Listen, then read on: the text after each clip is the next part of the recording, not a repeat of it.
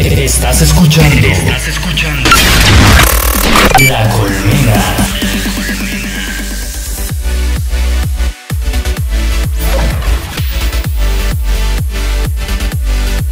Y por eso el nombre de nuestro programa el día de hoy, régimen simple de tributación no tan simple. Y pues, ¿por qué no tan simple? Eso lo explicaremos con nuestro invitado especial el día de hoy.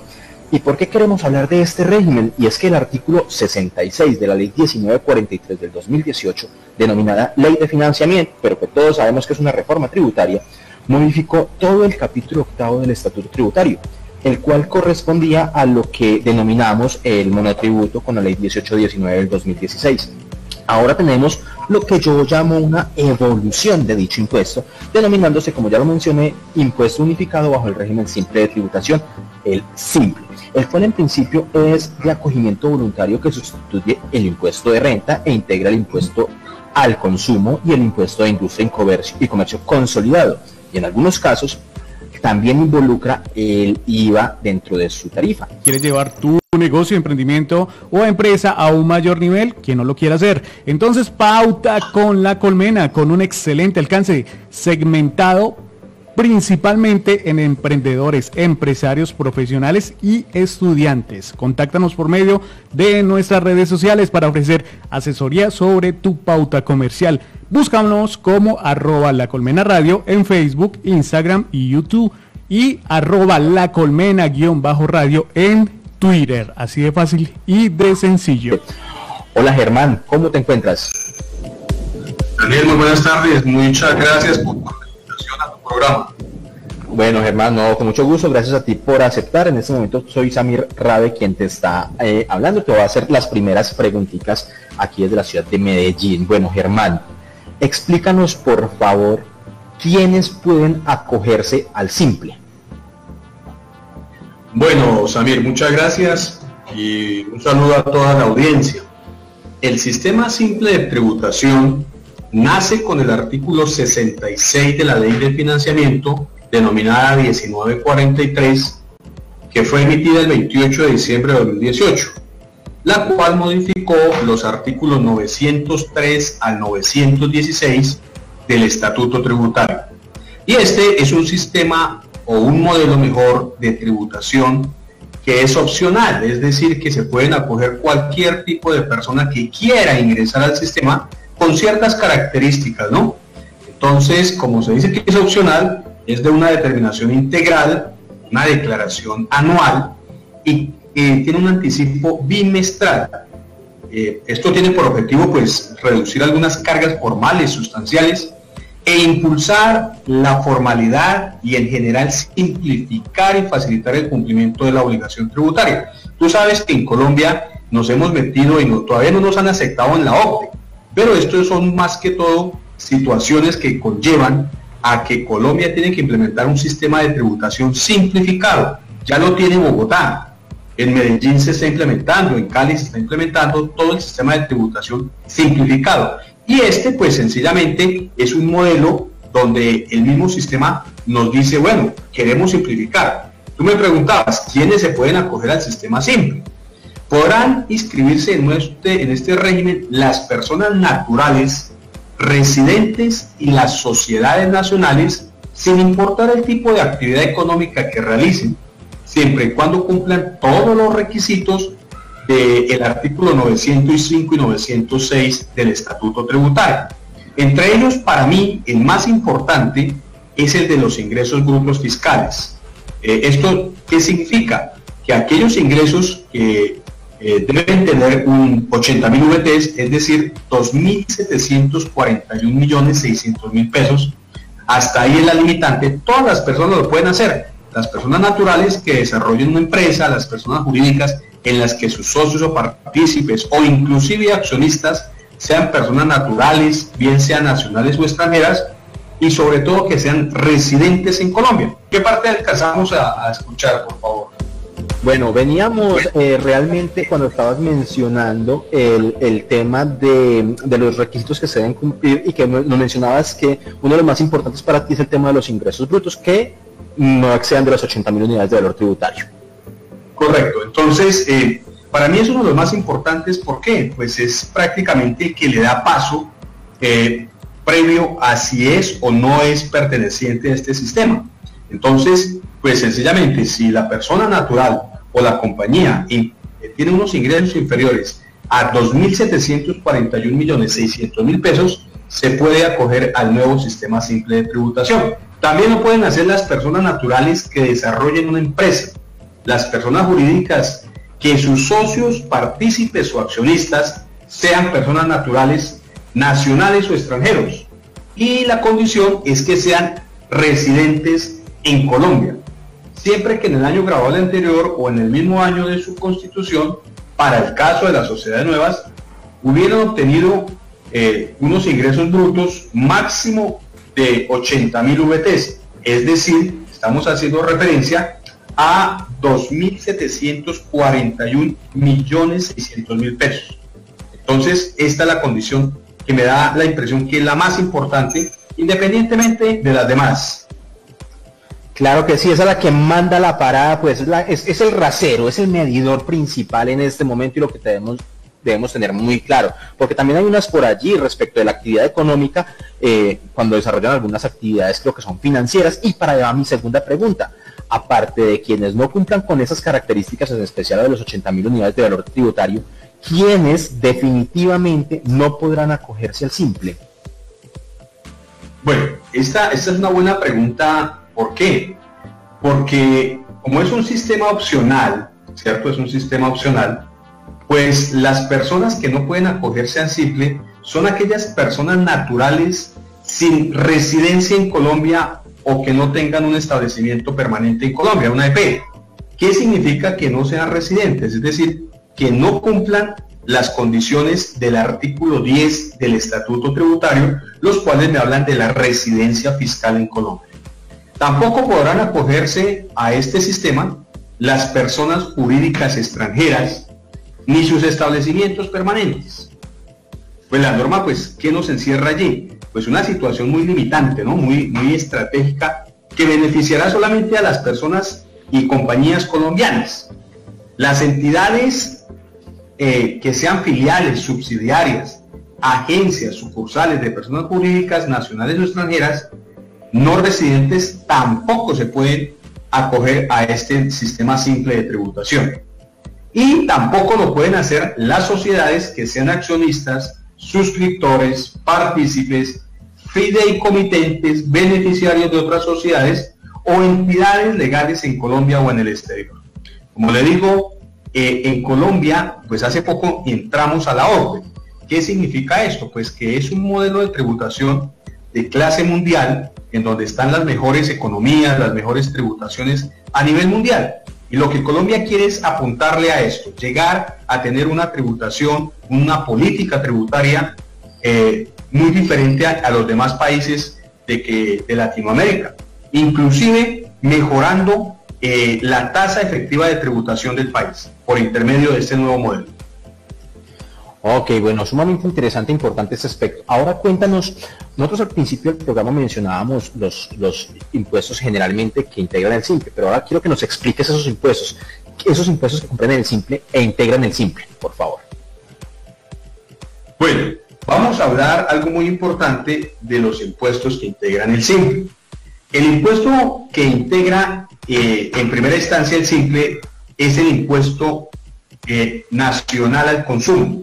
Recordemos que tenemos impuesto nacional al consumo de dos categorías, ¿no? Uno municipal y otro departamental y otro nacional. Pues el de los departamentos pues nos hace referencia al consumo de todo lo que conlleva los licores, los cigarrillos, la cerveza, las loterías, pero ese lo dejamos quietico, ese no está dentro del sistema simple de tributación. El que sí está es el impuesto al consumo, el que nosotros vamos a un sitio donde presten servicios, expendio de comidas, bebidas, catering, entonces ese es el que va a impactar, ¿no? El otro impuesto que incluye es el IVA, el impuesto al valor agregado, pero únicamente cuando se trate de pequeñas tiendas, minimercados, micromercados y peluquerías. y el ICA y su complementario de avisos y tableros, y sobre las tasas bomberiles también. Entonces, por lo tanto, quienes se acojan voluntariamente, diría yo, al nuevo sistema simple, dejarían de pertenecer al sistema ordinario de tributación, lo cual ya no volverían a liquidar el impuesto de renta y de ganancias ocasionales en los formularios 110 y 210, los cuales estarán acompañados en muchos casos por los nuevos formatos, el 2516 para personas jurídicas y el 2517 para personas naturales. La conciliación fiscal y contable pues tampoco estarán obligados a llevarla. Estos, en cuanto al impuesto a la renta, se calculará sobre una utilidad fiscal o una renta líquida gravable, que se obtendrá en muchos casos de unas depuraciones muy complejas para ellos, ¿no? Lo cual implica una multiplicidad de tablas, tarifas, y en lugar de ello, pues la persona natural o jurídica solo presentará al final del año un nuevo formulario con la declaración del régimen simple, en la cual solamente informarán únicamente sus ingresos brutos fiscales del año inmediatamente anterior, con lo cual se pretende que se hagan unos anticipos, y la diferencia entre los anticipos, entre los 5 anticipos bimestrales del año anterior versus el último, es donde se ajusta el impuesto. Ok, bueno, ahora, ¿cuáles son las tarifas del simple?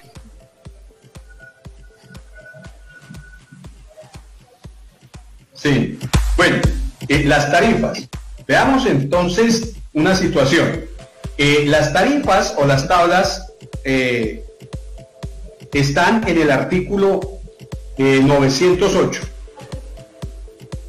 ¿cierto?, del Estatuto Tributario, en donde nosotros vamos a mirar según la actividad que desarrolle el contribuyente y que se acoja voluntariamente. Las tarifas oscilarán entre el 2 al 11.6, sin perjuicio de una adición de una tarifa del 8% por concepto del impuesto de consumo cuando se presten servicios de expendio de comidas y bebidas.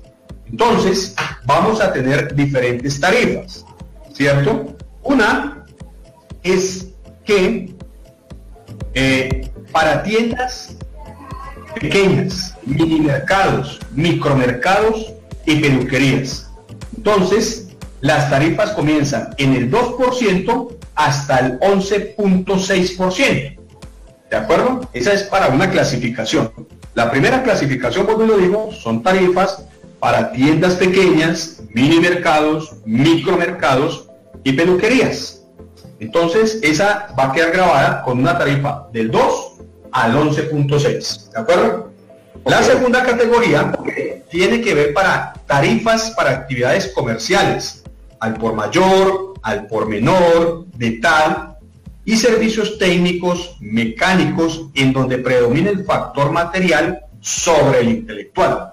¿Esto quiénes son? Ejemplo, los electricistas, los albañiles, los servicios de construcción, talleres de mecánica de vehículos, talleres de electrodomésticos, actividades industriales, incluidas las agroindustrias, las mini-industrias, las microindustrias y, en fin, todas aquellas actividades de telecomunicación que no están incluidas en los numerales pues que nos contempla el artículo 908. Entonces, allí vamos a tener una tarifa del 1.8 al 5.4. Eso suena muy interesante, o sea, para que la gente empiece a hacer un panorama y que más adelante empezaremos a dilucidar un poquitico más, porque realmente son tarifas muy interesantes, aunque sabemos que son en función de los ingresos, pero pues la gente puede empezar a mirar cuál es la tasa neta de contribución, la tasa impositiva neta que tienen con respecto a sus ingresos para que puedan empezar a hacer sus planeaciones, ¿no? Sí, claro, claro. Pero entonces, ¿qué sucede? Hay una situación que, de acuerdo a los ingresos, entonces pues va el porcentaje, y como tú lo dices, una planeación tributaria que nos va a indicar, primero que todo, la clasificación en donde yo me encuentro, ¿verdad? Sí, la señor. clasificación. ¿Qué indica eso? Un ejemplo, que si yo tengo ingresos brutos, me ubico, por ejemplo, en la categoría 2, hay 4 categorías, vamos en la segunda. Y yo digo, obtuve ingresos, por ejemplo, de 15.000 VTs a un rango de 30.000 VTs. Entonces mi tarifa es un 3.9. Si sigo teniendo, por ejemplo, de 30.000 hasta 80.000, las VTs, pues mi tarifa será la máxima en esa categoría, del 5.4. Entonces, yo lo primero que debo hacer es clasificarme en la categoría, en el grupo, el porcentaje al cual me corresponde. ¿Te acuerdas que habíamos hablado? Primera categoría, para tiendas pequeñas, minimercados y micromercados. Sí. Y la segunda categoría, para actividades comerciales y de servicios técnicos y mecánicos. ¿Ves? Entonces, claro, si tú haces esa proyección, esa planeación, pues te va a favorecer mirando qué tributación es la que vas a tener de acuerdo a tus ingresos. Sí, bueno, aquí hay un tema con esas tarifas, y es que por allá justamente en las del numeral 1 hay una particularidad muy interesante con ellas, y es que se les adiciona, o sea, esa tarifa ya incluye el IVA, ¿correcto? Sí, claro, lo que pasa... ¿Aló, me escuchan? Sí, señor. Bien, ¿qué sucede? Lo que pasa es que como es un impuesto que unifica, por más simple, ya lo hemos hablado, unifica el impuesto del IVA, de la renta, consumo, el impuesto de industria y comercio, a ello, aquellas tiendas, bares y demás, que van a tener que cobrar un 8% adicional. Entonces, evidentemente, pues cuando esto de el valor agregado, entonces esta se nos va a clasificar el factor intelectual sobre el factor material. Entonces, allí vamos a hablar de las profesiones liberales, es decir, contadores, abogados, ingenieros, todo aquello pues donde no prime el factor material. Porque si tú te das cuenta, Alejandro y Daniel, mira que ese factor material están en las dos primeras categorías, en la tercera ya no. Entonces, si por ejemplo tú eres contador, ¿cierto? Y te quieres acoger voluntariamente a este sistema simple, pues tu tarifa oscilará entre el 4.9 al 8.5, dependiendo de los ingresos que hayas obtenido. Un ejemplo, tú obtuviste 7.000 VTs. ¿Tu categoría cuál va a ser? La categoría número 3 de profesionales de la consultoría, y pagarás un 5.30 sobre los ingresos que obtuviste. Sí. Ok, bueno, bastante interesante allí. Ahora hay un tema ahí con el aspecto del IVA, y es que, a ver, el IVA pasaría entonces a ser anual, ¿correcto? Pero se recauda mensual. ¿Eso quiere decir que se revive entonces la periodicidad anual del IVA? Sí, ¿qué sucede? Evidentemente, pues como nosotros estamos unificando varios impuestos dentro de esta tributación, lo que tú dices es correcto.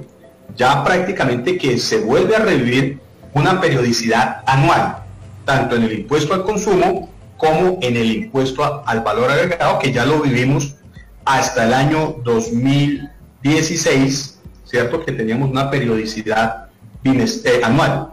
Ya a partir del 17, 18, llevamos del 19, pues ya esta periodicidad anual desapareció. Pero prácticamente que esta ley vuelve y le da piso otra vez jurídico, la normatividad tributaria dice otra vez, venga, usted recáudeme el valor agregado, pero adicionalmente usted me va a hacer unos anticipos, los cuales me va a ajustar sobre el último periodo del 2019. Vuelve a aparecer los anticipos de IVA. Claro que ese anticipo se liquida, pero o sea, se registra, no tanto como se pagaría mediante el recibo oficial de forma directa, no mediante una declaración o algo por el estilo, según lo que está establecido pues en ese capítulo 8 del Estatuto Tributario como quedó en este momento. Bueno, Germán, continuando con nuestra segunda parte de nuestra entrevista, ¿cómo es el proceso de inscripción al simple, Germán? Bien, muchas gracias, Daniel, muy amable. Bueno, entonces, retomemos un poquito. Dijimos que habían 4 categorías, ¿verdad? Sí, señor. No hemos terminado con la cuarta, nos falta la cuarta. Entonces retomamos. La primera tarifa comprende tiendas y pequeños minimercados, ¿de acuerdo? Sí. La segunda comprende actividades comerciales al por mayor y de servicios técnicos, ¿de acuerdo? Sí, señor. La tercera son los servicios profesionales de consultoría y actividades científicas, donde predomina el factor intelectual. Y la cuarta categoría que no hemos hablado y que vamos a proceder a ello, Claro, son las actividades de expendio de comidas, bebidas y actividades de transporte. Las cafeterías. Las cafeterías, las panaderías, allá que a ustedes les gusta comer mucha ensaladita de fruta para mantenerse en light. Entonces, pues, todo esto que tenga que ver con expendio de comidas y bebidas, a Alejandro, que le gusta mucho el whiskycito y otras bebidas alcoholizadas, entonces este tipo de expendio, pues nos van a cobrar una tarifa del 3.4 al 7%, ¿cierto? Pues agrupado pues con todos los demás impuestos, cada uno pues sencillamente se liquidará y pues sencillamente se va a proceder a ¿qué? A mirar cómo se declara y paga, ¿verdad? Entonces, esa fue la pregunta, ¿cómo debo declarar y pagar? Pues lo primero que yo debo hacer es mirar si soy persona natural o jurídica, ¿cierto? Ante todo, debo estar al día con las obligaciones tributarias de carácter nacional, departamental y municipal. Si no estoy al día, no me puedo acoger. Sus obligaciones deben estar, se presentaron todos los formularios de los respectivos años de dichos impuestos. ¿De cuáles impuestos? Me dice, por ejemplo, Daniel. Entonces vuelvo y lo digo: el impuesto a la renta, el impuesto al consumo, el IVA y el de industria y comercio, ¿cierto? Sí. Entonces, si yo tengo todos mis pagos al día y presenté todas mis declaraciones y pagué oportunamente, pues yo me puedo acoger sin ningún problema hasta ahí, ¿cierto? Debo tener en cuenta algo que nos estamos quedando de lado muchos contadores, abogados y tributaristas. Me preguntan, bueno, Germán, ¿y las obligaciones y contribuciones al pago de seguridad social qué? Yo digo, pues también lo van a integrar y tiene que estar al día con esas obligaciones. Si no está al día, pues la UGPP no le dará el paz y salvo y no se podrá acoger al nuevo sistema simple de tributación. Es algo que todos lo dejamos por ahí de ladito y lo olvidamos, pero cuando llega el requerimiento de la UGPP, pues sencillamente nos ponen esa cosa. La DIAN de la Seguridad Social, lo llamamos acá en la Colmena. Sí, es un hijo pequeñito ahí de la DIAN, sí señor. Entonces, bueno, esa es la primera condición, que yo esté al día con todos mis tributos, ¿verdad? Okay. Y con la UGPP. Contar con la inscripción en el Registro Único Tributario RUT. Entonces yo ya debo estar inscrito, debo tener los mecanismos electrónicos para dar el cumplimiento a la firma electrónica y sobre todo este sistema me lleva, o mejor me conlleva, nos conlleva ¿a qué? A la facturación electrónica, que por ahí creo que era Alejandro que nos hacía la observación inicialmente. Vamos a tener también un seminario y todo este cuento de facturación electrónica. Sí, señor. Pues ¿qué va a pasar? El simple entra automáticamente a facturación electrónica. ¿De acuerdo? Sí.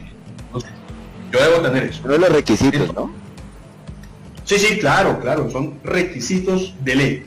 Entonces, si analizamos los sujetos, quienes se pueden acoger al régimen simple, sin importar si son personas naturales, residentes, sociedades, tendrán que presentar bimestralmente los recibos electrónicos de pago del anticipo del impuesto del régimen simple, los cuales incluso se han tenido en cuenta los ingresos brutos. Esto tiene que ver con el artículo 910 del Estatuto Tributario, y dichos recibos de pago solo mencionarán los ingresos brutos fiscales ordinarios de cada periodo, de cada bimestre, ¿cierto? Entonces, ¿yo qué puedo hacer? Pues sencillamente yo debo mirar que esté al día con mis pagos, con mi seguridad, y proceder cada bimestre ¿a qué? A liquidar mis ingresos ordinarios por todo concepto, ¿de acuerdo? Todo concepto. Alguien me preguntará, bueno, ¿y lo grabado y lo no grabado? Pues sencillamente, ¿qué va a pasar? Si es no grabado, pues usted no incluirá dentro de los ingresos grabados, sino los no grabados, ¿cierto? El impuesto a la renta, sin incluir ganancias ocasionales, porque ese se queda por aparte, el impuesto de ganancias ocasionales va por aparte, y aunque la norma no lo indicó, se puede entender que dichos ingresos brutos fiscales ordinarios se les podrá restar las devoluciones en ventas, también las anulaciones, algo que es muy característico en el IVA, las rescisiones en ventas que se han producido durante el bimestre. Es decir, prácticamente que le vamos a declarar es los ingresos netos, pero debemos partir desde los ingresos brutos. Les contamos las devoluciones, las rebajas, las requisiciones, en fin, todo lo que me reste el ingreso bruto del bimestre, y sobre los cuales estos ingresos se liquidarán los anticipos que hablan las mencionadas tarifas del parágrafo 4 del artículo 908, que fue de las que ya leímos anteriormente, clasificadas en las 4 categorías, pero teniendo en cuenta que el impuesto nacional al consumo, el contribuyente, si realiza actividades en bares, restaurantes, tabernas, griles, grilletes o vende por catering, pues sencillamente le va a adicionar un 8% a este impuesto final. Ok. Bueno, por acá Martín nos dice, el IVA solo a las actividades del numeral 1 del artículo 908. Un cordial saludo para Martín, que nos está escuchando. Bueno, Germán, continuando acá con este interrogatorio de preguntas, ¿cómo se operan las retenciones y autorretenciones en la fuente en el simple? Bueno, ahí hay que aclarar algo, ¿no? Que para efectos del régimen simple no aplican las retenciones ni las autorretenciones en ningún impuesto. Entonces, ¿qué significa esto?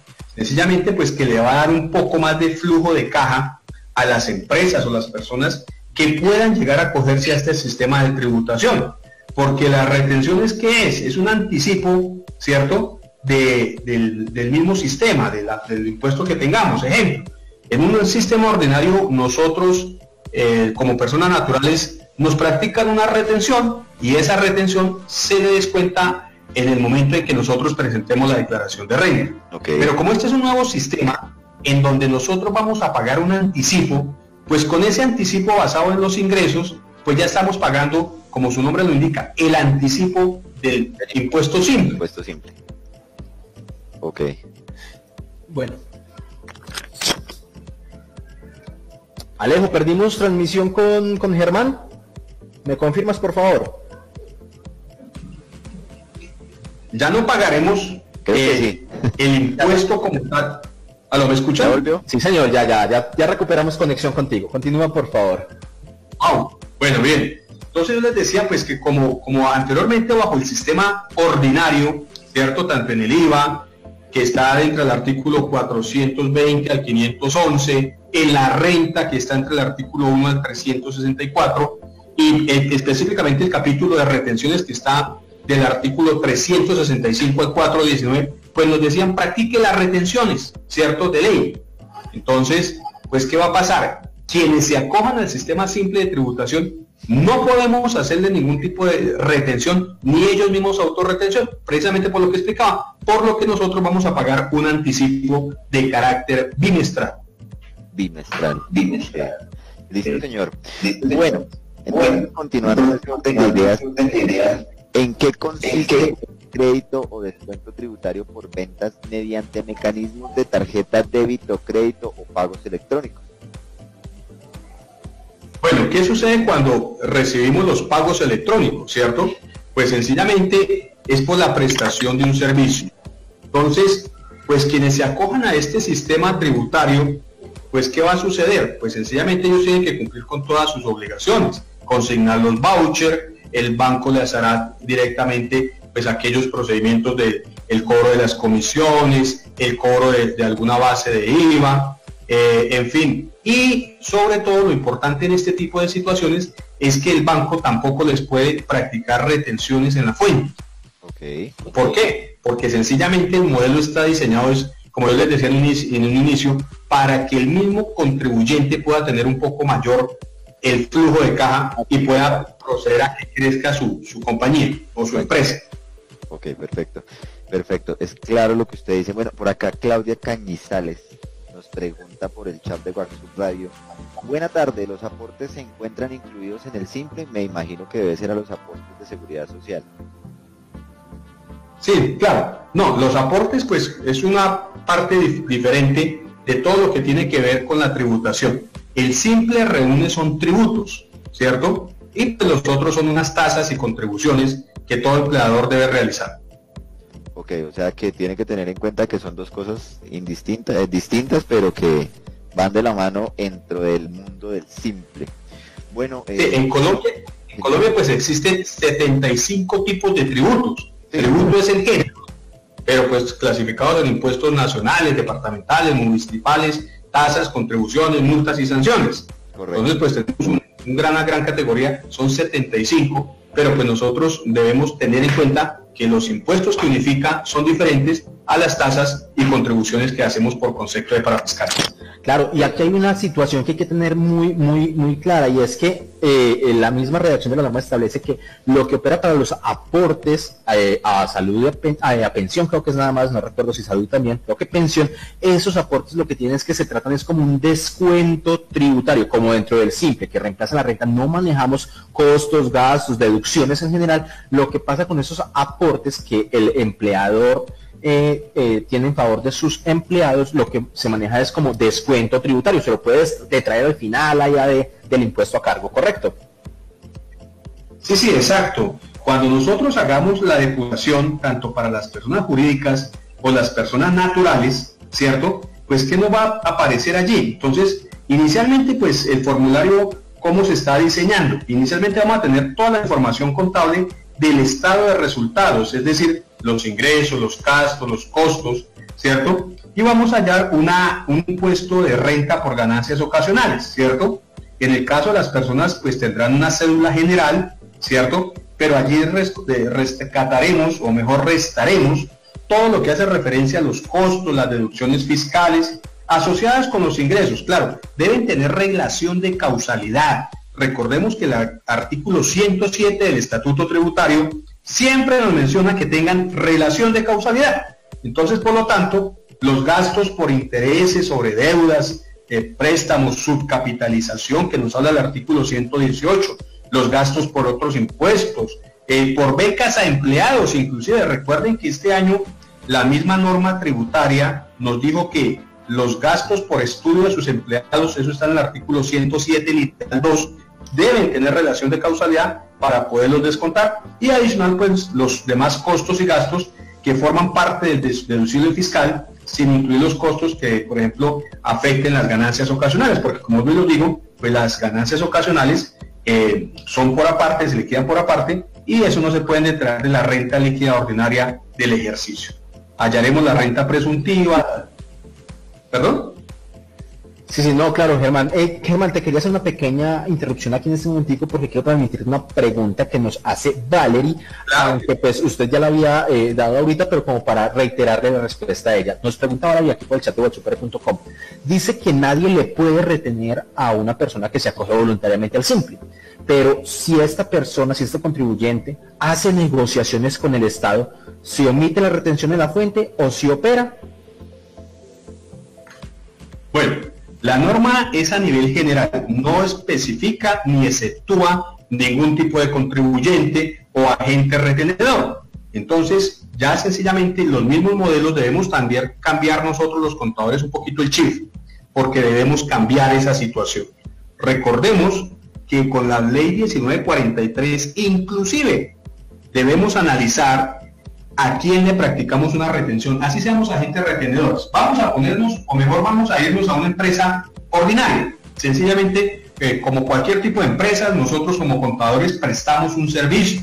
Recordemos que la ley 1943 modificó el tiempo de vigencia. ¿Se acuerdan que había 90 días y se contrataba a 2 o más personas? ¿Se acuerdan? Entonces, ¿qué sucede? Ahora nos toca llenar un formulario, un formatico diferente, en donde nosotros le debemos preguntar o hacer cierto tipo de preguntas a las personas que nos pasan esas cuentas de cobro. Ya retomamos la pregunta, porque me parece también importante para aquellas personas que van a pasar una cuenta de cobro al sistema simple, ¿sí? Entonces, primero ubiquémonos en las personas que son de ¿qué? De régimen ordinario, cualquier tipo de empresa, sin meternos un poquito en el simple.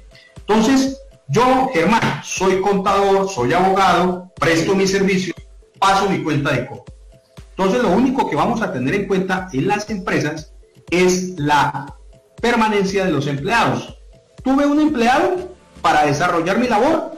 Si tuve uno, yo me voy por el artículo 383 del Estatuto Tributario y le hago la depuración del procedimiento 1. Es decir, tomo los ingresos, le resto los ingresos no constitutivos de renta, la renta se exenta, le aplico el 25%, le descuento la mi pensión y sobre esa base la llevo a la tabla del 383. Pero yo también debo preguntar, bueno, y si ocupó para esa labor 2 o más empleados, ¿qué debe hacer? Entonces la persona se debe ir ¿por dónde? Por el régimen ordinario de retención. Es decir, le aplico el 10 o le aplico el 11, dependiendo si la persona declara renta o no. Pero también le aplico un beneficio. El artículo 206 del literal 10, que me dice descuente del 25% para que hallemos la base de retención en la fuente. Entonces mira que la misma norma nos cambió. Y si yo paso una cuenta de cobro anexo, debo pasar también mi calificación como contribuyente de los diferentes impuestos. Entonces lo primero que yo le debo preguntar como empresa a la persona natural que me está prestando un servicio es, oiga, ¿usted se acogió al sistema simple? Porque si se acogió al sistema simple, nada ni nadie le puede hacer retención en la fuente. Entonces esa es la primera pregunta. 2, ¿usted cómo está clasificado? ¿Me puede decir la persona sí o no? Si me dice no, listo. Yo le digo o 383 o régimen ordinario. ¿De acuerdo? Pero si me dice sí, pues yo no lo puedo tocar. O sea, no le puedo hacer ningún tipo de retención porque la persona está acogida al simple. ¿De acuerdo? Independientemente de quién sea yo como agente retenedor. 2, también tengo que preguntarle, venga, ¿y usted en qué categoría de renta está clasificado? ¿Usted está en la cédula general, en la cédula de pensiones o en la cédula de dividendos? Entonces la persona me tiene que decir allí. 3, le tengo que preguntar también cómo es su clasificación respecto del IVA, porque ahora tenemos responsables y no responsables. Sí, recordemos que si yo puedo estar un año en el sistema simple y me puedo salir, y al siguiente año vuelvo al sistema ordinario. Pero en el sistema ordinario no me fue bien, entonces yo vuelvo al sistema simple. Entonces mira que me da la oportunidad, anteriormente nos decía, cada 3 años se pueden salir y volver. Este sistema me dice cada año. Entonces hay que tener en cuenta ciertas.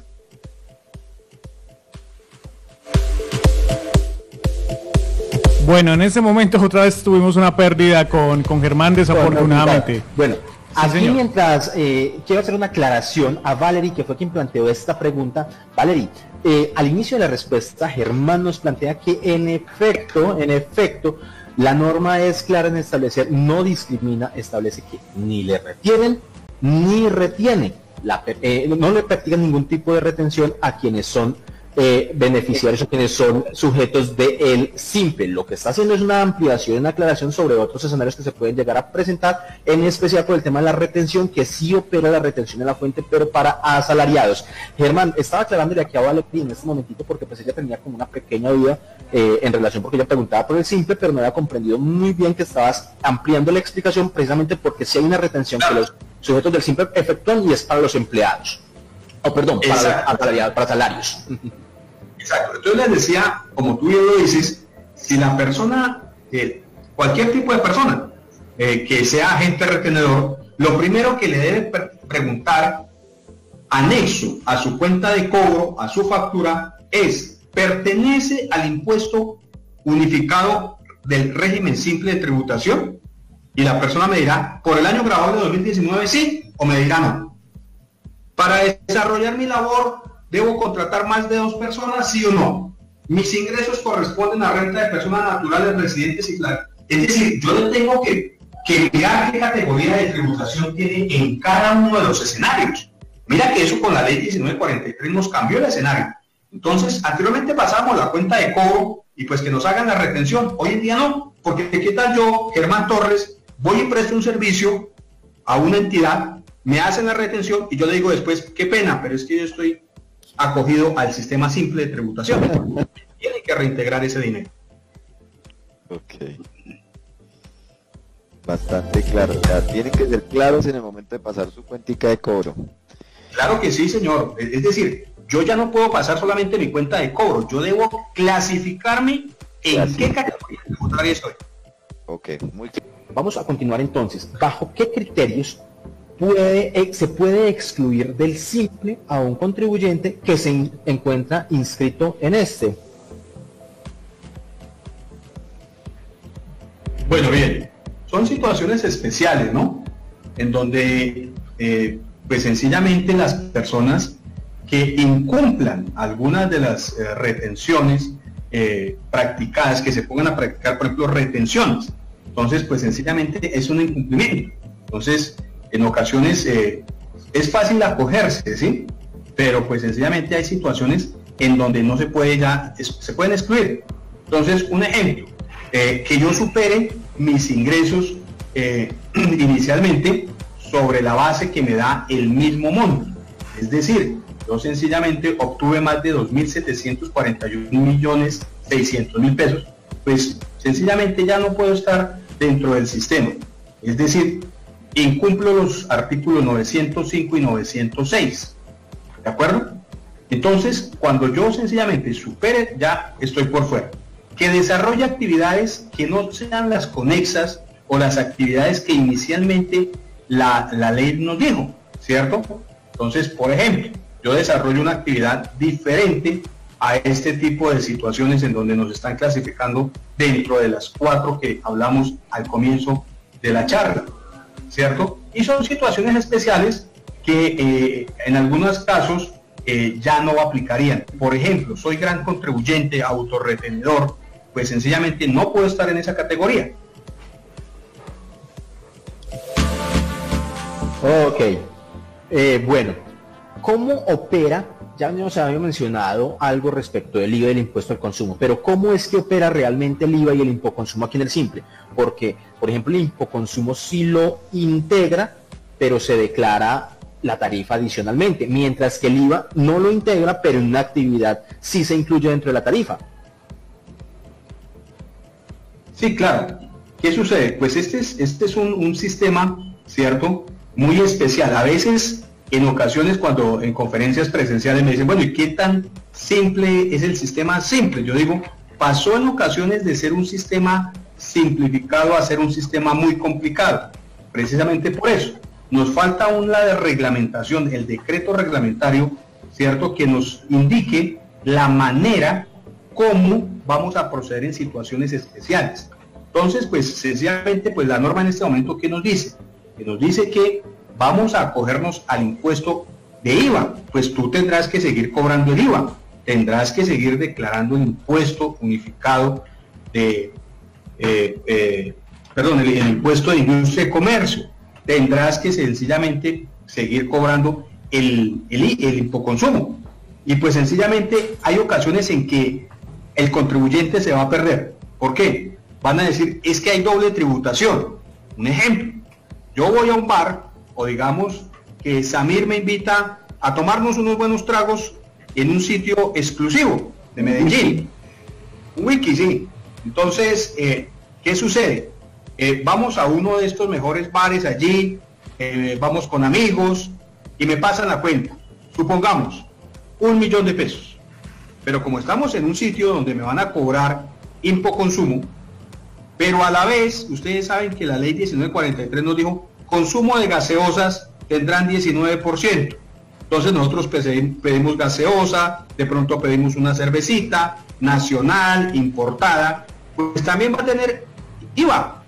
Entonces mira que, Samir, mira la situación que se presenta, Alejandro y Daniel. Sí, vamos a un bar, señor. Nos comemos algo, inclusive pedimos una comidita. Entonces mira que hay servicios que son base para IVA y que son base para también el impuesto nacional al consumo. Entonces, allí en este sitio, ¿qué nos van a cobrar? Nos van a cobrar la base por el impuesto al valor agregado y también nos van a cobrar el impoconsumo. Uno diría, venga, pero esperen un momento porque es que me están cobrando dos impuestos. Cuando uno está frente al sistema simple, le dicen, no, un momento porque es que yo soy simple y yo tengo que cobrar los productos que están grabados con IVA al 19%. Y lo que yo le estoy prestando es el servicio a la mesa.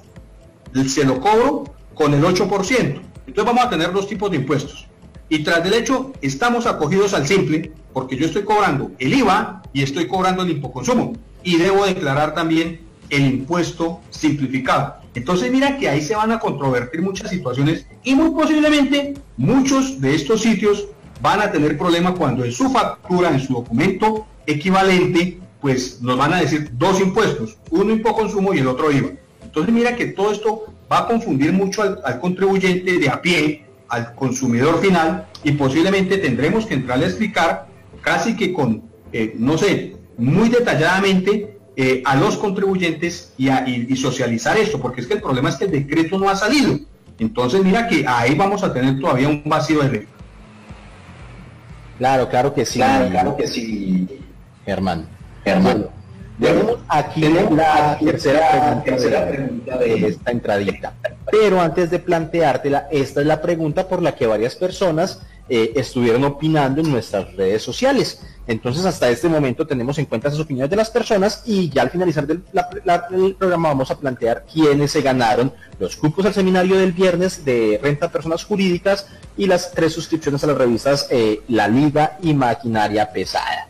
Bueno, Germán, ¿qué tan viable observas que sí se puede implementar el impuesto unificado bajo el régimen simple de tributación este año? Qué pregunta tan buena.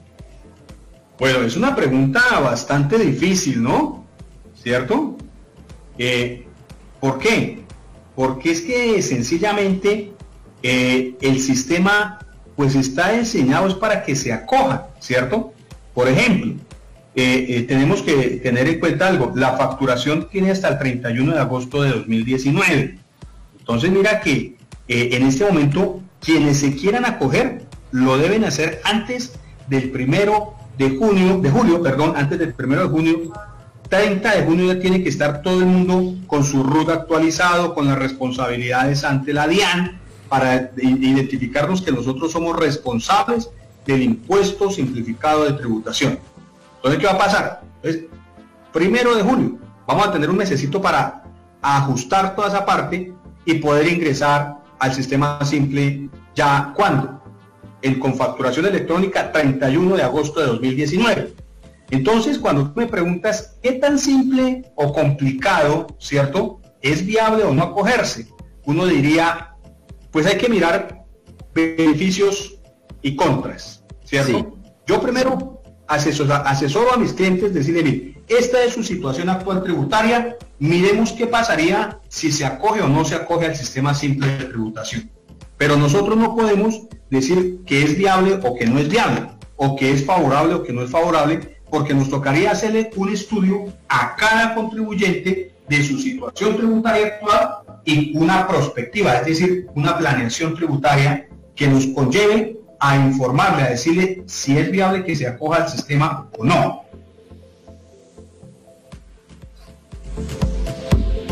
Correcto. Bueno, Germán, ¿hay alguna diferencia en el régimen sancionatorio en relación con el simple?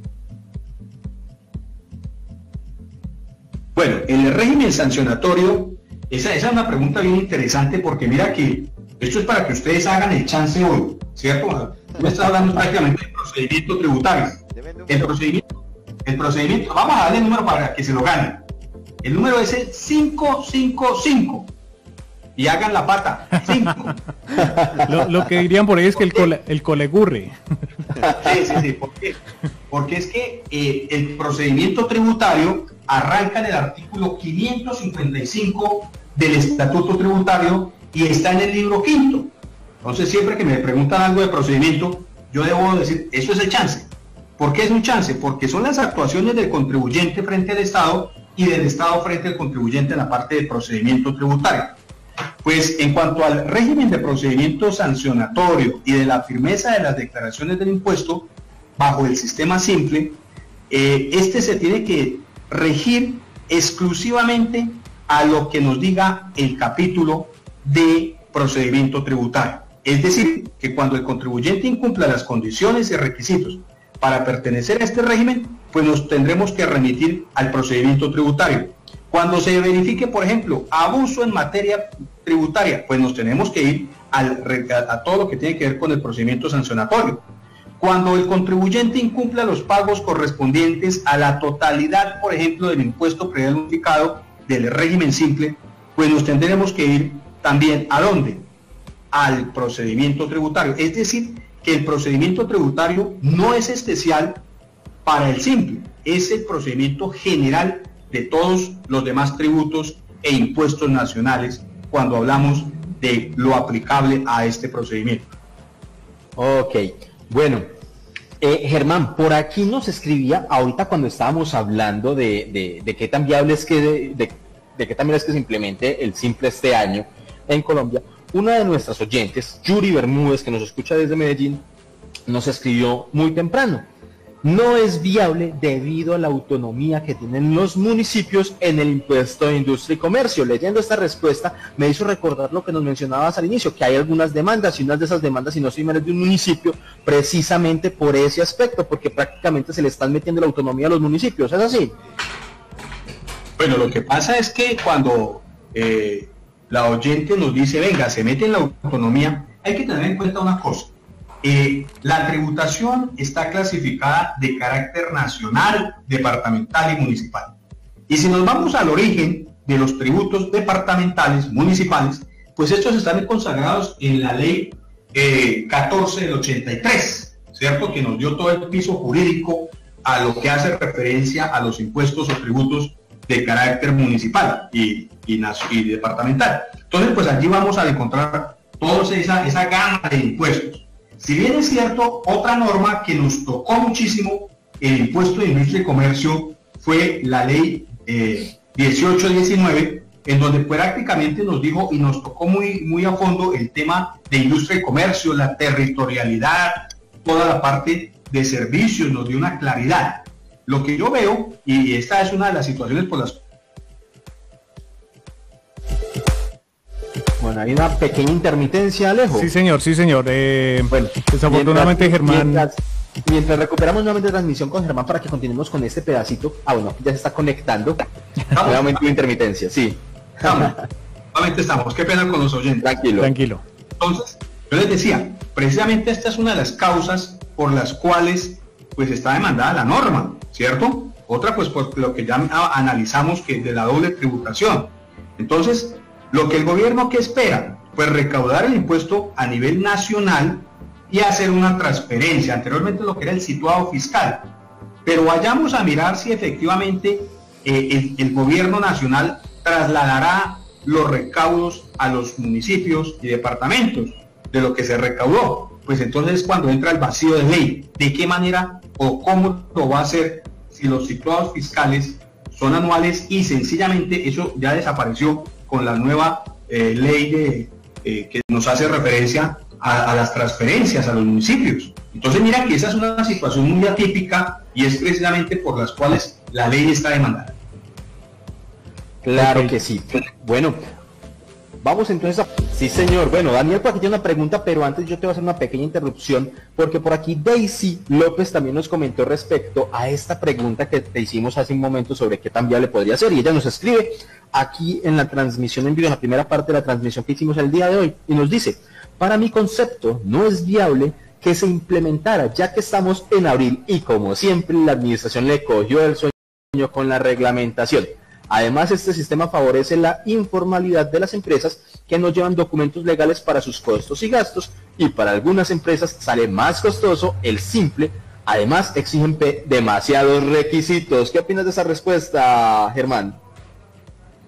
Bueno, hay algo que analizar y pues gracias a Dios yo tengo muchos amigos allá en la Dirección de Impuestos y Aduanas Nacionales, fueron compañeros de maestría, estaban muchos compañeros del área jurídica, del área de interpretación, de cartera, y mira que si uno analiza la situación, y como lo dijo nuestro actual director de Impuestos y Aduanas Nacionales, se necesita mucha gente para auditar, para revisar, para controlar. Hace poco ingresaron más de 700 personas a la DIAN, precisamente al área de auditoría, y pues me parece que de pronto es un poco atrevido decir que les cogió el sueño, que sencillamente están colgados de trabajo. No, es que los mismos sistemas, hoy en día tú sabes, Muisca sencillamente nos da toda la información.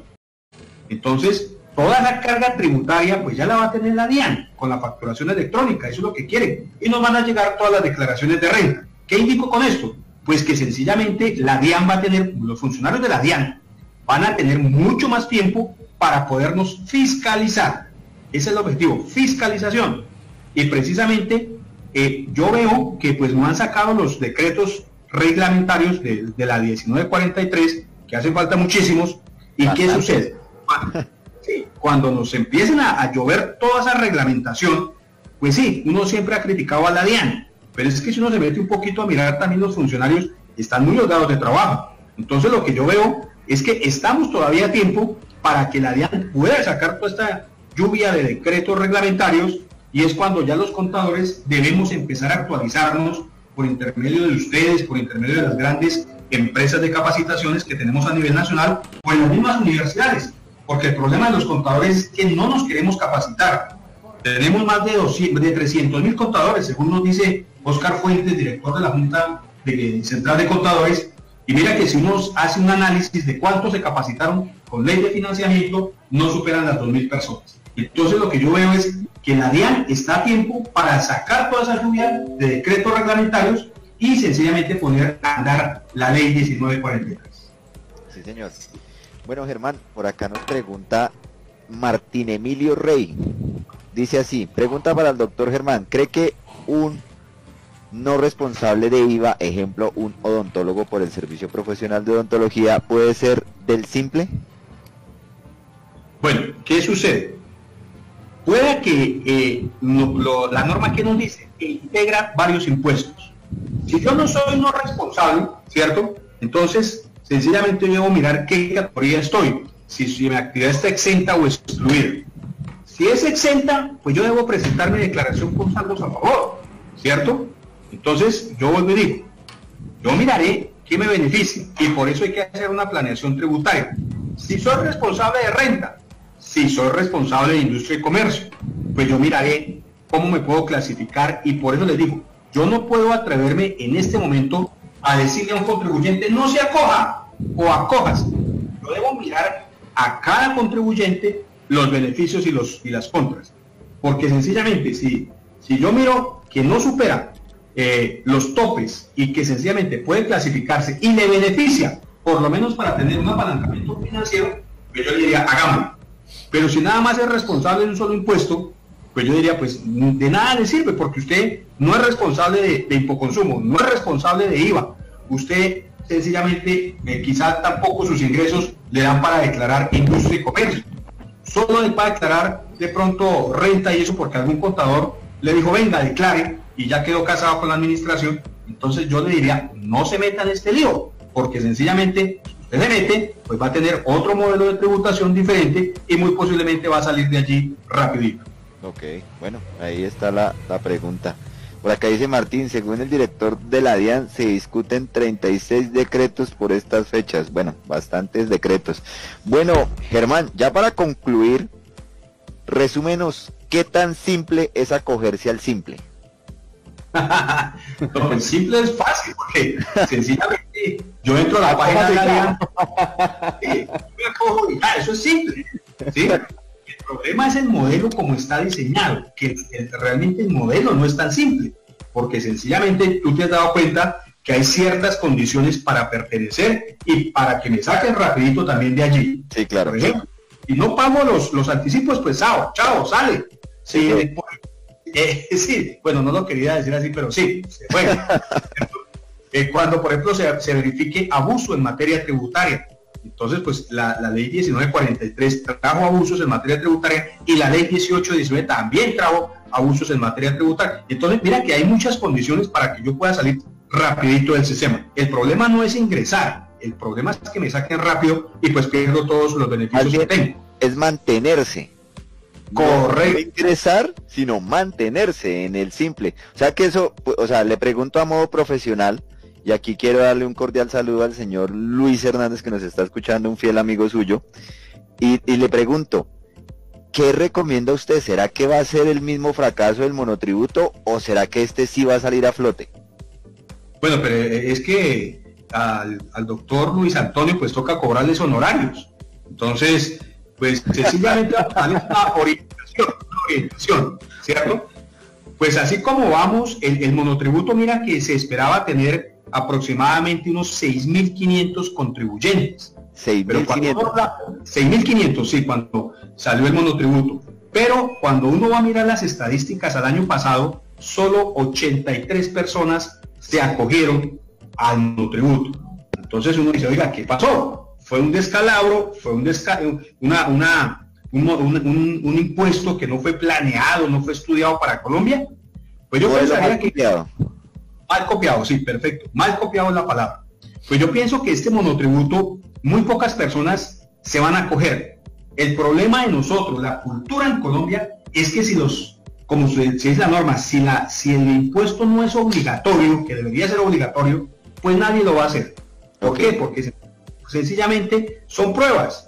Y muy seguramente todo el mundo va a estar quisquilloso al nuevo modelo de tributación. Y peor aún, los contadores, como le digo, no se están capacitando. Eso da pesar. ¿Y cómo van a asesorar a los tenderos, a los peluqueros, a los microempresarios, a los mini empresarios? Entonces, pues, sí, claro. Entonces, pues mira, partamos de allí. Solamente pregúntale a uno de los contadores que están en el chat. Les suelto una pregunta, ahora la pregunta va de aquí para allá. Bueno, un ejemplo, en IVA, sucede que la norma nos dice, el productor, el distribuidor, el comercializador, el que revende y hasta el consumidor final me va a pagar IVA en las gaseosas. Entonces preguntaría yo, el señor donde compramos, no sé, el paquetico de papas, allá donde vende doña María su gaseosa en la tienda del barrio, ¿está obligado a pagar IVA? Porque me lo va a cobrar a mí. A él se lo cobra a quién, al tendero se lo cobra a quién, el comercializador. Al comercializador se lo cobra el distribuidor, al distribuidor se lo cobra el fabricante. Entonces esa señora tendrá que cobrar IVA. Ahí le dejo de preguntar eso.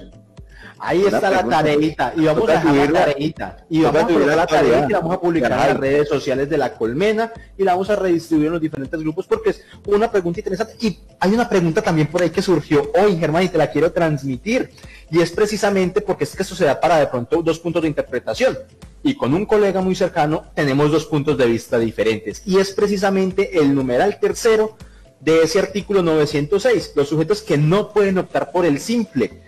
Y nos dice, lo voy a leer, me va a permitir leerlo textualmente de la norma. Las personas naturales residentes en el país que en el ejercicio de sus actividades configuren los elementos propios de un contrato de realidad laboral o relación legal y reglamentaria de acuerdo con las normas vigentes, la Dirección de Impuestos no requerirá requerimiento de autoridad. Es decir, están diciendo que estas personas no pueden pertenecer al simple, ¿cierto? Entonces, claro, si yo tengo si yo soy empleado y aparte ejerzo una actividad comercial, ¿no puedo acogerme al simple? Exacto, ¿por qué? Porque es que tú sencillamente estás clasificado en la renta ordinaria, en el sistema de renta donde te vamos a clasificar por un sistema de cedulación, ¿cierto?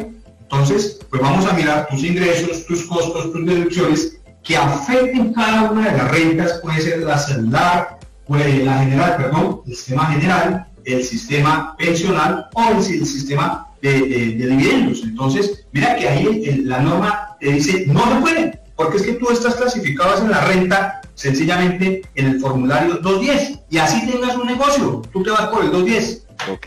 Entonces, claro, y eso es importante tenerlo muy en cuenta. Claro, por eso yo te digo, contador que quiera estar actualizado tiene que meterse a estudiar impuestos.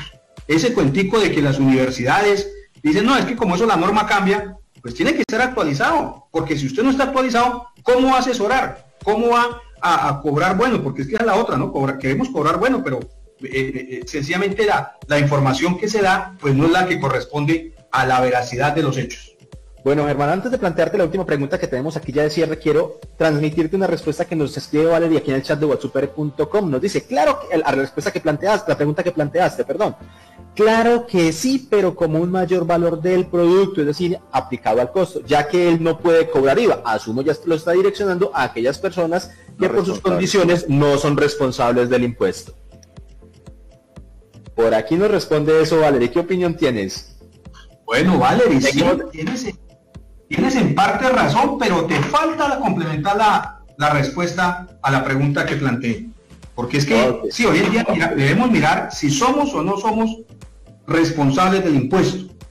Y como su merced sabe que los tenderos o los peluqueros son los que conocen el chisme del barrio, y uno va y les pregunta, no, de verdad, uno va y les pregunta, venga, ¿y cómo les ha ido en el negocio? ¿Le están haciendo el manicure? ¿Y qué nos dicen? No, eso escasamente el negocito da para pagar el arriendo. Pero vamos a mirar qué tiene. Tiene carro, tiene apartamento, tiene a los hijos estudiando en buenos colegios. Entonces mira que la situación puede cambiar en algún momento dado con ese tendero, con ese mini mercado que tenemos en la esquinita, y puede pasar de ser no responsable a responsable del IVA. Entonces mira que para los contadores el campo de acción está dado desde el piso, desde la base. Pero como los contadores no queremos capacitarlos, vuelvo y lo digo, entonces sencillamente le decimos, no, usted como no tiene ingresos superiores a 3.500 UETs para ser responsable de IVA, entonces sencillamente no. Pero realmente estamos averiguando, estamos documentando, estamos pidiendo soporte en movimientos bancarios, ingresos presuntos por todo el movimiento que ha tenido en el periodo. No lo hacemos. Es lo que sencillamente nos cuentan en el chisme cuando vamos a comprar una gaseosa o cuando nos hacen el manicure en un salón de belleza. Bueno, aquí nos dice Valeria, es que el chat no me permite extender. Bueno, Valeria, ahí en el chat de La Colmena Radio en Facebook del video en vivo que estamos transmitiendo, puedes extenderte un poquitico más en tu argumentación. Nos parece muy interesante esta interacción. Bueno, Germán, ahora sí, ya para finalizar, ya para cerrar este programa el día de hoy, ¿qué le recomiendas a los empresarios, a los emprendedores, a los contadores como nosotros y a los asesores tributarios en general que desean saber qué tan viable es acogerse o no al simple? Tú ya iniciaste y es con el tema de actualización, pero ¿qué más podrías recomendarles? Bueno, que tengamos permanentemente suscripciones, que pertenezcamos a unas redes de estudio, que estemos vinculados mucho con los procesos académicos y de investigación, que no abandonemos la universidad, que no abandonemos las instituciones de educación al nivel que sea. ¿Por qué? Porque sencillamente allí cada rato la norma nos está cambiando, y es lo bonito de la contaduría, es lo lindo de nuestra profesión, que sencillamente todas las normas nos cambian. Mira, hace poco salió el decreto 2483, que nos compila los marcos normativos también, y eso fue del 2018. Y uno pregunta en la academia, venga, ¿ustedes están actualizados? ¿Sabe cómo asesorar? Porque son más de 11.000 páginas todos estos decretos reglamentarios, y sencillamente la gente no sabe qué contienen estos 11.000 páginas de los decretos 2420, 2496, 2131, y mucho menos se han enterado que salió un nuevo marco técnico normativo que compiló todo, el 2483 de 2018. Uno les pregunta qué pasó con la NIF 16, cuál es el impacto tributario en el artículo 127. Uno pregunta, venga, las normas internacionales ya están metidas todas en el estatuto tributario. Si tú me preguntas, Samir, yo le digo, todo el estatuto tributario tiene normas internacionales. Dígame cuál y yo le contesto en qué artículo está. Entonces tú me preguntas, un ejemplo, diferencia en cambio, le digo artículo 85, instrumentos financieros, artículo 33, y así sucesivamente para no alargar. Pero sí, a los empresarios, ¿qué les recomiendo?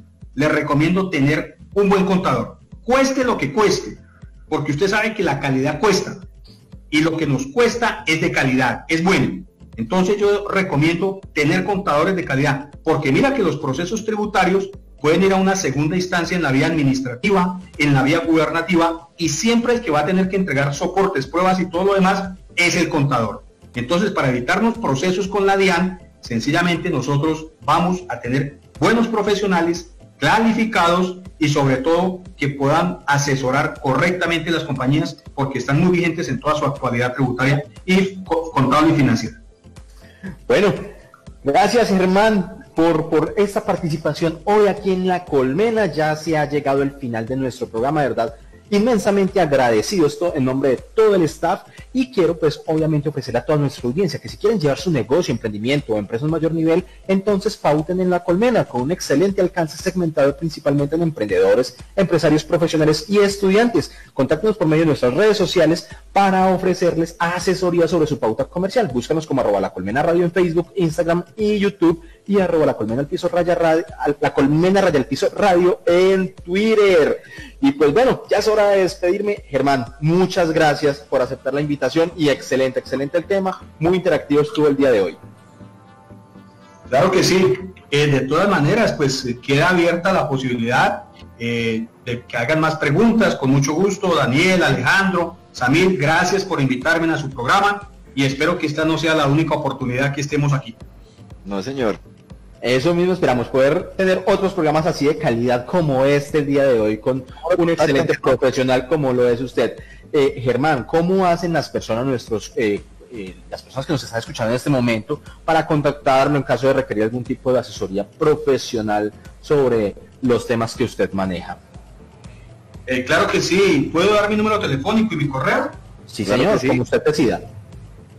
Mi número telefónico es 313-251-2094.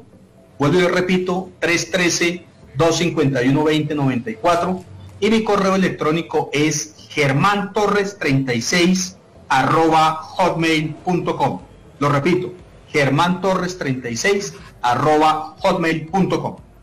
Bueno, ahí tienen cómo contactar a ese excelente profesional para asesoría personalizada sobre lo que requiere en materia tributaria y demás dentro del ámbito contable. Bueno, yo me despido de una vez aquí de esta transmisión el día de hoy, invitándolos a que se conecten este jueves de 5 a 7 de la noche aquí en La Colmena por whatsapp.com, jueves 4 de abril, con un tema muy interesante también, beneficios tributarios del turismo en Colombia. Entonces vamos a tener un invitado muy especial también para ese tema, y ya tenemos aquí dos personitas que se ganaron lo que estábamos ofreciendo el día de hoy. Judy Bermúdez y Daisy López, gracias por participar tan activamente. Ustedes dos que atendieron la solicitud para participar, escríbanos ahí en el chat de La Colmena Radio en Facebook y díganos cuál de los premios que estábamos entregando el día de hoy desean. ¿Listo? Entonces, contáctanos rápidamente para poderles hacer efectivos sus premios. Bueno, Germán, Alejo, Daniel, muchas gracias. Me despido y muchas gracias a toda la audiencia por escucharnos el día de hoy aquí en La Colmena Radio. Perfecto, ahí está pues. Chao, Daniel. Nos vemos entonces el próximo jueves de 5 a 7, ¿no?